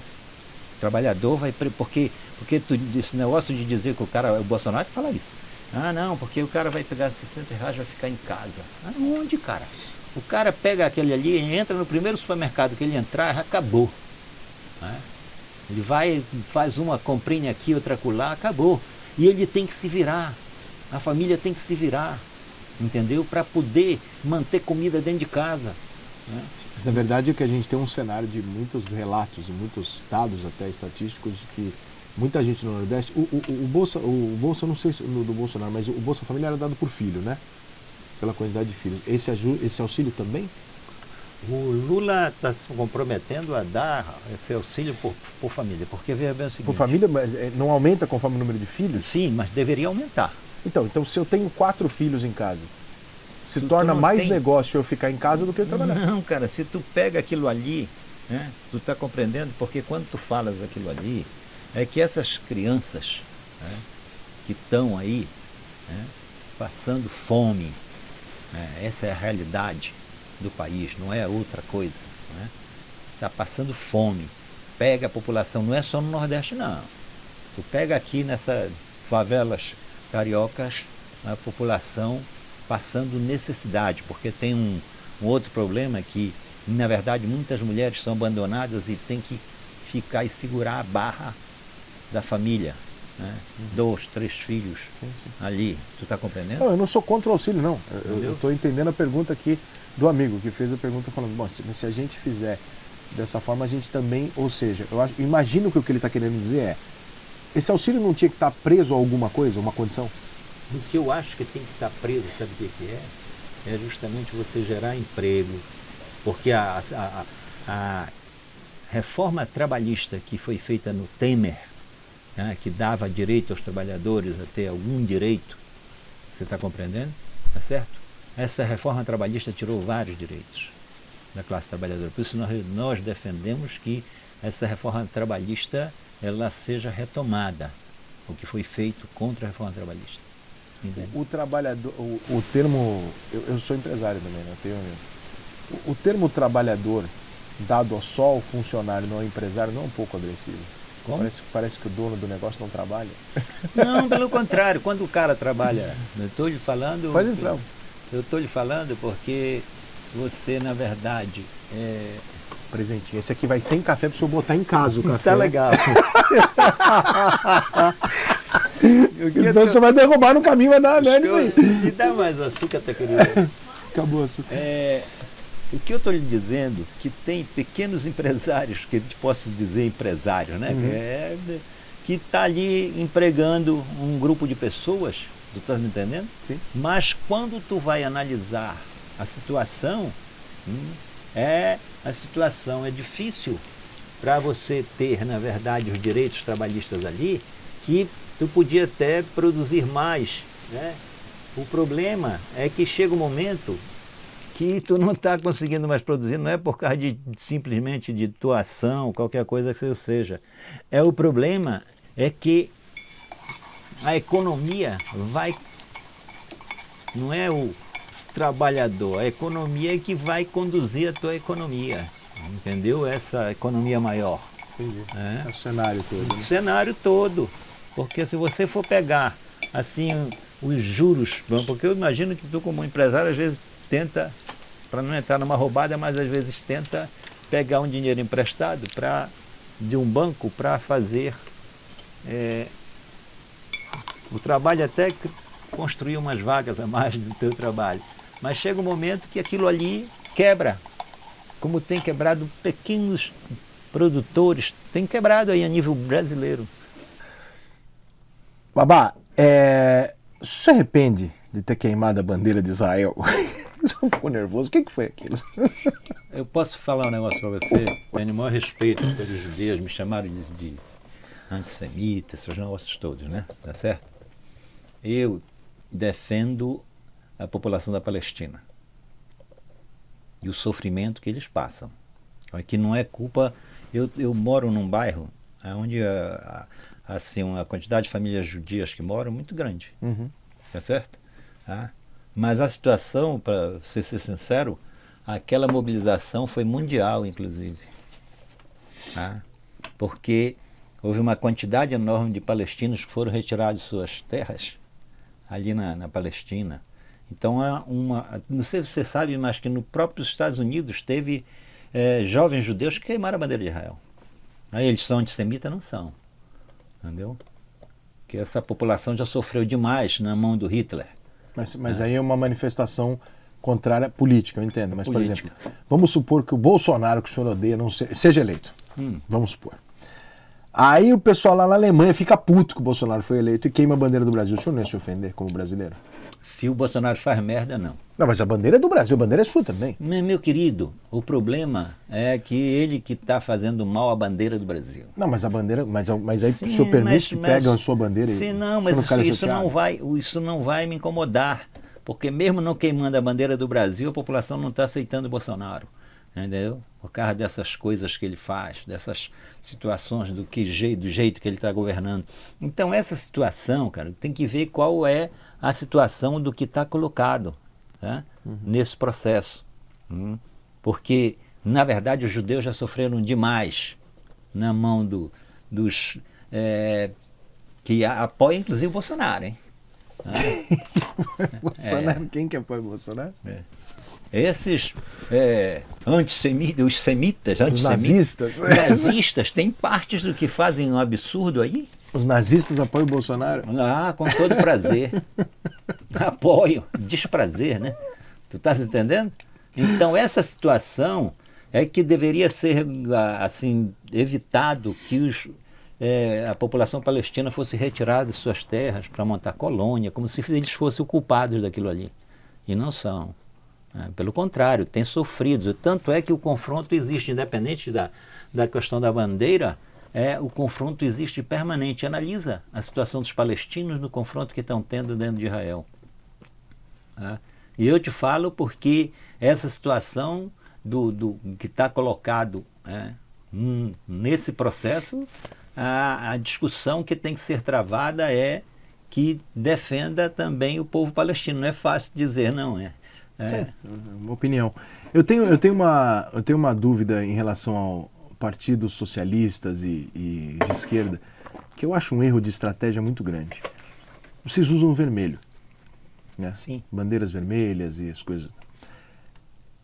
Nós temos um país que, segundo pesquisas, ele é de centro. A maior parte das pessoas são de centro. Elas não sabem muito bem para que lado elas vão. Elas vão conforme a eleição. Tem um grupo ali X que é de esquerda, tem um grupo X que é de direita, mas tem uma boa base ali que é de centro. Não é mais fácil um cara de centro se convencer vendo a bandeira do Brasil do que se convencer vendo uma bandeira vermelha que ele não tem nenhuma ligação? Eu te falo o seguinte, por que a população da religião africana está sendo perseguida pelos bolsonaristas? Não pode usar roupa branca. Tu não percebe a perseguição que estão sendo perseguidos pelo Bolsonaro? Bolsonaro? São perseguidos e, na verdade, com apoio, inclusive, de milicianos. Que impedem, na verdade, que os terreiros de religião africana funcionem. E até de proibir a roupa branca, que é uma roupa tradicional da religião africana. Estão sendo perseguidos. Então essa situação entre cores de bandeira e cor vermelha e a cor do Brasil, nós não somos contra a bandeira brasileira, sempre foi verde e amarelo, cara. Mas vocês não usam. Como não usam, rapaz? Pega desde que nós construímos o partido e tudo mais, o problema é que a cor vermelha, ela ficou como uma referência, né, para os partidos de esquerda, sim, é verdade, mas sem impedir que essa situação, se a cor verde e amarelo fosse proibida no país. Não é proibida, mas a bandeira vermelha está na frente significa que a ideologia é mais forte do que a pátria, por exemplo? Você não tem ideologia mais forte que a pátria, cara. Entendeu? Não adianta tu te vestir de verde e amarelo e massacrar a população. Porque é o que a gente vê. Não adianta te vestir de verde e amarelo e a população passando fome no país. Esse é o dado. Não é a bandeira vermelha ou a bandeira verde e amarela. Eu digo como estratégia mesmo, para que as pessoas se identifiquem.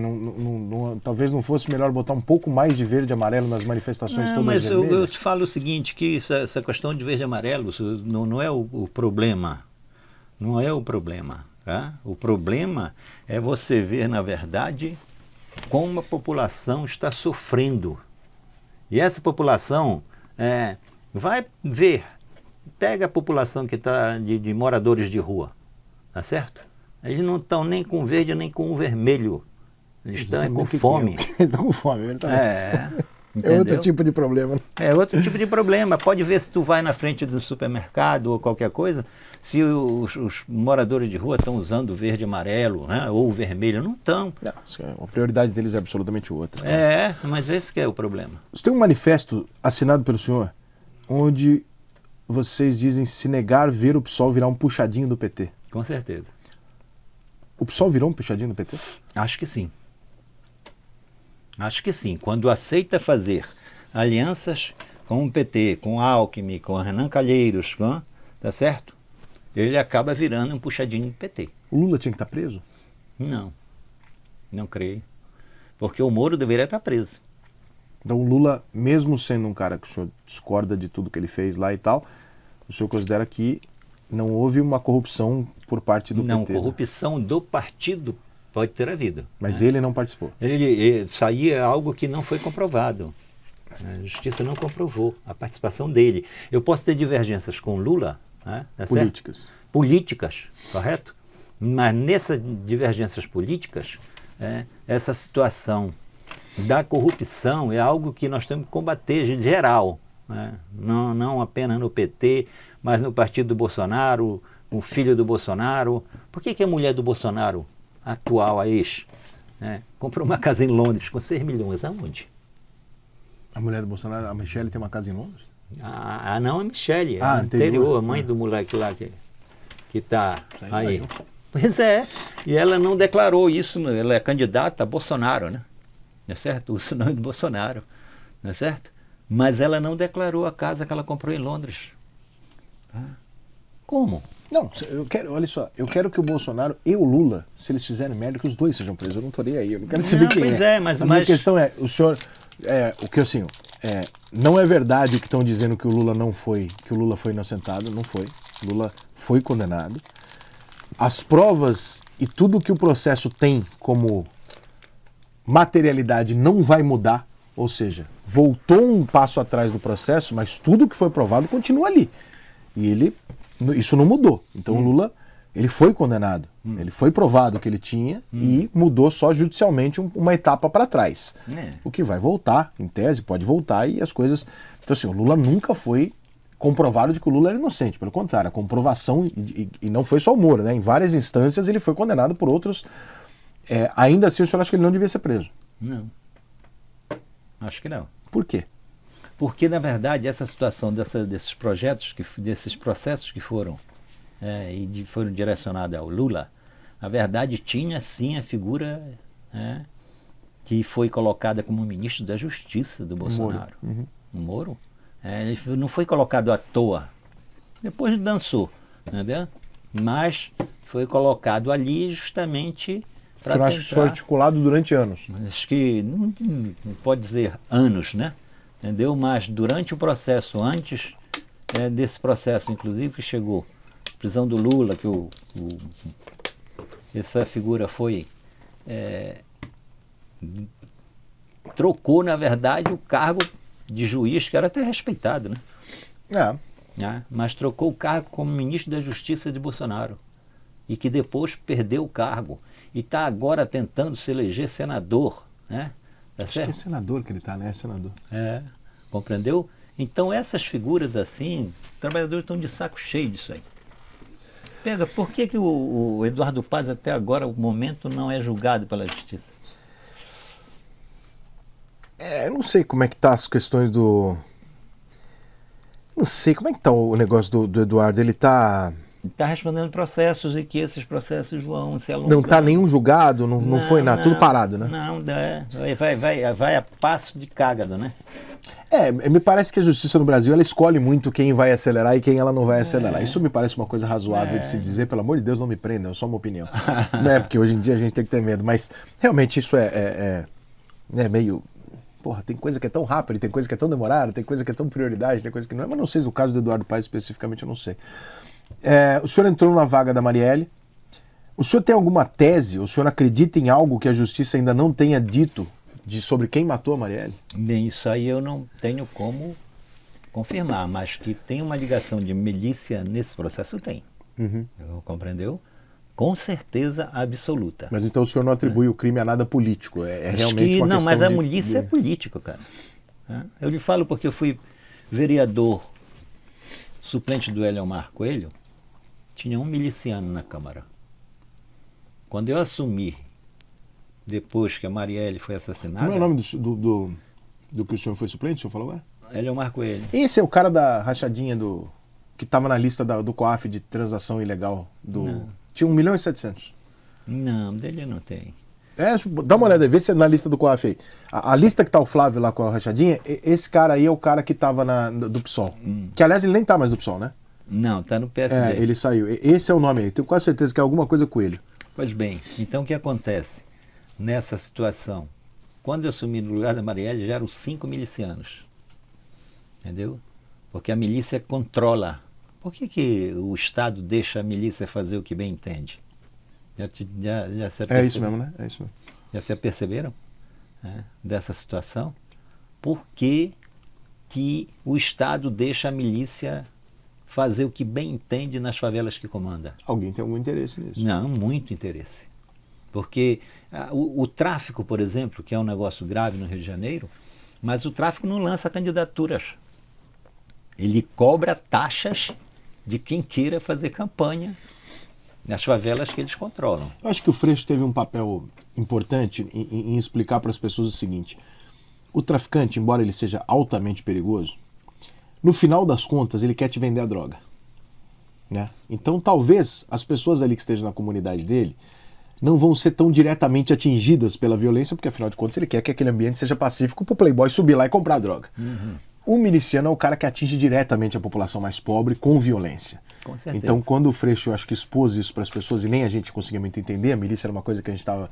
Eu acho que hoje o Freixo tem esse papel importante da gente ter entendido e falar, não, entendi, então peraí, só, a milícia ela tem um papel diferente do traficante em relação ao impacto na comunidade do pobre. Ali ele te oprime com violência em muitos casos, coisa que o tráfico tem um impacto fodido na sociedade, mas que não necessariamente vai agredir num primeiro momento esse cara. Então, se torna para o Freixo e a grande bandeira do PSOL combater a milícia. Eu entendi isso como razoável. É difícil de você entender, porque claro que o tráfico atinge, é muito mais impactante você falar de um tráfico do que você falar de milícia, mas no fundo, eu entendo, a população sofre mais com a milícia do que com o tráfico, né?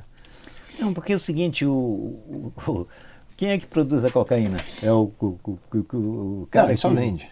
Só vende. Entendeu? Então essa situação não vai à raiz da questão para combater o tráfico. Entendi. Não vai. Entendeu? E isso o mundo inteiro, né, cara? Você vê e com doses e você vê, na verdade, que além da cocaína tem drogas poderosíssimas, né, afetando a Europa, os Estados Unidos e outras partes do mundo. Entendeu? Mas esse contexto é que, por que, na verdade, hoje, corretamente, o Tribunal Superior Eleitoral proibiu que a pessoa entre com o seu celular na cabine de votação? Para não ter voto de milícia, né, de cabresto. Exato, porque o cara vai lá é obrigado a fotografar para dizer que ele efetivamente votou. O senhor é contra o voto impresso? Eu sou favorável a esse voto eletrônico aí. Então, mas o impresso só iria sair um comprovante, não mudaria nada. Não, eu acho que essa situação já foi comprovado que esse voto eletrônico aí, né, ele já há anos, né, e o Bolsonaro utilizou-se dele há anos. Por que ele está reclamando agora? Não, mas por que mais um dispositivo de segurança é um problema? Não precisa, cara. Não precisa. Tu que mexe com a tecnologia, tu estás me entendendo? Sim. Não precisa você ter, que nem aquela... Até tu vais fazer uma compra no supermercado, a moçazinha diz para você, você quer sua cópia, entendeu? Ou então você já entra com o seu cartão ali só, né? Então, essa situação, né, do avanço da tecnologia, né, nesse contexto, não tem porquê ter voto impresso, cara. Porque vão ser duas apurações. Não, peraí. O voto impresso não é o voto na cédula. Não, mas mesmo que a máquina teria que emitir algo. Na hora que você votar, cai um negocinho e vai direto para o Pois meu querido, mas aí tu vai ter que, se tu quiseres ser honesto com o processo, vai ter que conferir comprovação a comprovação, é o voto impresso. Uma forma. Não, na verdade eu acho que é muito mais para você ter certeza que o que você votou foi o que foi computado, olhando ali, do que. Não é isso não. Eu acho que não custava nada. Eu não vejo mal nisso. Não, mas não é isso não, cara. Não é isso não. Porque o avanço da tecnologia, ela faz com que esse processo não seja necessário. Eu entendo que não seja necessário. Mas ele também não é um problema, né? Aí, meu querido, quando tu vês tem uma moça que faz trabalho em casa a cada 15 dias, uma pessoa que eu gosto muito, entendeu? Aí a minha esposa deu um papel assim desse para ela, ela disse, não, seu babá, eu não posso levar isso para lá, onde eu moro. Uhum. O senhor está compreendendo? Aí é que está o grande problema da proibição do desenrolar do processo. E nesse contexto, nessa situação, o que está colocado nesse processo dos reclamos do Bolsonaro, ele está reclamando muito porque, aparentemente, o que mostram as pesquisas, ele vai dançar. Entendeu? Aliás, uma das respostas disso aí, o Centrão já começou a se aproximar do Lula, né? Entendeu? Como era, né, no governo anterior, né? Entendeu? O que é lamentável, que esse Centrão continue repetindo-se nessa situação como hoje é base do governo Bolsonaro. Aí. E aí é troca. Por que precisa ter emendas secretas, cara? Vou te dar um exemplo, o presidente da Câmara. Né? Uma cidade de 70 mil habitantes, ele liberou 70 milhões. E de onde é essa cidade? É base eleitoral dele, em Alagoas. Então isso aí, se for descobrir essas emendas secretas que estão aí é que é o grande problema. Entendeu? Porque tu pega o orçamento da nação, tu pega ali naquela Câmara dos Deputados, no Senado, aí os caras dividem entre si. O senhor já teve muita oferta de corrupção? Não, nenhuma. Nunca oferecendo para o senhor um esquema de corrupção? Não. Com todos esses anos de política aí? Em todos esses anos de política. Mas o senhor já viu muita? Não, assim, quando denunciam, eu não... Pessoalmente... A sua volta o senhor nunca viu? Não. Entendeu? O que a gente vê, na verdade, a situação que está colocada no país. Tu estás me entendendo, cara? Uhum. Esse é o grande problema da colocado. Porque nós fomos contra... não é só o Alckmin aqui, né? É Jader Barbalho, é Renan Calheiros, é Collor de Mello. É a grande união de todos, na verdade. Né? Mas quem se ferra é a classe trabalhadora. A gente acha sempre que os políticos são contra um outro, quando vai passando o tempo a gente fala, é tudo amigo. Todo mundo se junta no final das contas. Babá, fala teu número aqui pro pessoal da câmera aqui que quiser votar em você. É 5051. O número é bom, hein? É uma boa ideia. Não dá pra reclamar. Não pode reclamar do número, pô. É que eu uso esse número aqui, 5051, desde quando me elegi no Pará, depois que eu vim para cá, né? Tá certo? Sempre foi o mesmo número? É 5051. Como deputado federal, né? Uhum. Entendeu? Tá certo? Que deputado estadual é outro número, como o companheiro Bruno, que é 50300, entendeu? Então, números que são mais fáceis da pessoa gravar. 5051, você que quiser votar no Babá, a lenda do Babá, o famoso Babá, fundador do PSOL, um dos esquerdistas mais raiz que eu já conheci na minha vida. Eu já conheci muito esquerdista Nutella, mas esse aqui, ó, é essas mesmas coisas de lá de trás que eu quero até hoje. Não, mas eu prefiro manter a minha dignidade. Sabe uma coisa que eu jamais gostaria de ver? Meu filho que faz cinema na UF, que passou no curso de cinema lá, né? Tem 22 anos. Eu falo com questão do meu filho, mas também outras pessoas que acreditam em mim. Uhum. Mas imagina meu filho lá na UF chegar e o cara apontar na cara dele, teu pai recebe aposentadoria de parlamentar. Tu tá compreendendo? E não adiantava ele querer falar isso ou aquilo, porque eu estaria recebendo... Aposentadoria de deputado estadual eu poderia estar recebendo desde 1998, quando terminou meu mandato estadual. Isso não é um direito do senhor? Direito votado nesse parlamento que está aí, entendeu? Que deveria acabar. O senhor é muito correto com os seus princípios, mesmo eu concorde ou não com eles. O senhor mantém as suas ideias, eu acho isso muito... Não, cara, eu moro hoje, eu vim de lá de casa, eu moro de aluguel, entendeu? Eu também. Porque não, mas eu estou lhe falando, porque se eu tivesse nesse jogo... Sim, eu estaria rico. Estaria, compreendeu? Mas eu não quero que ninguém olhe no meu... Porque uma coisa não é meu filho, não. É as pessoas que acreditam em mim, em volta de mim, aí o cara for falar, e o cara diz, nem vem com papo que... O Babá tá te enganando. Eu falo muito isso. Às vezes as pessoas falam, cadeia, isso, aquilo. Eu falo, cara, olha, eu acho que tem 1000 formas de você punir alguém. Mas para mim não existe nenhuma forma pior do que punir um homem. Isso serve para todos os bandidos corruptos e contraventores e bandidos e criminosos e tal. Não tem nada que possa punir mais um homem do que ele ter que esconder quem ele é dos próprios filhos, para os filhos não sentirem vergonha dele. Mas não é só os filhos, cara, porque tem uma figura que passa a te admirar e tal, né? Sim. Passa a votar em ti também. Eu me preocupo com meu filho, com uma filha que formou jornalismo, que está lá no Rio Grande do Sul e está em Brasília hoje, trabalhando lá, entendeu? Mas é com as pessoas que te cercam, entendeu? Sim. Esse é o problema, que a gente tem que se preservar. Porque a gente conhece caras aí que são metidos com muita coisa legal. O cara tem dinheiro pra cacete, milhões, e ele tira onda. Eu falo assim, só tem um problema, cara. Eu não tenho o dinheiro que você tem. E eu nunca vou ter. Só que o meu filho nunca vai precisar baixar a cabeça na escola para dizer que é meu filho. Meu filho nunca vai ler na internet e ter que contar pro filho dele que o vovô... Não, veja bem, aqui tá mentindo sobre o vovô não fez tudo isso. Irmão, essa pica é tua. Eu prefiro ficar com a minha dinheirinha do que viver com essa pica aí. Tudo bem. Fica com essa você. Tá legal. Rapaziada, obrigado pela audiência. Estúdio Century, muito obrigado. Babá, eu adorei te conhecer. Muito prazer, viu? Prazer. Fico muito feliz que você tenha vindo aqui. Desculpa, cheguei atrasado. Não tem problema nenhum. O importante é que o senhor veio. O senhor é muito simpático, muito educado. Atrasado. Gente, um grande abraço pra vocês. Pra você vou ficar com o meu santinho aqui no Babá, porra. Uma que eu vou lhe deixar. Vai que eu voto no Babá. Uai! Eu não só vai que eu virei de esquerda aqui com esse discurso dele aqui, não me convenceu. E aqui? Aqui. Fora Bolsonaro, olha aqui. Puta, agora o presidente vai ficar puto comigo. Fora Bolsonaro, Babá 50-51. Eu tô pensando em colocar, o que vocês acham? O que vocês acham de eu colocar? Eu não vou colocar, mas Lari, vem aqui, coloca você, porque você é esquerdista e você não gosta do Bolsonaro. Vem aqui. Você pode. Coloca aqui pra encerrar o programa, porque você é contra o Bolsonaro e você é de esquerda. Então. Peraí, que eu posso. Eu não posso, eu sou de direita, eu não posso colocar. Não, tudo bem. Ela pode. Pronto, agora fala tchau pra câmera e encerra o programa. Tchau, gente. Obrigada pela audiência. Se inscreve no canal e curte, hein? Bacana. Mas eu gostei da...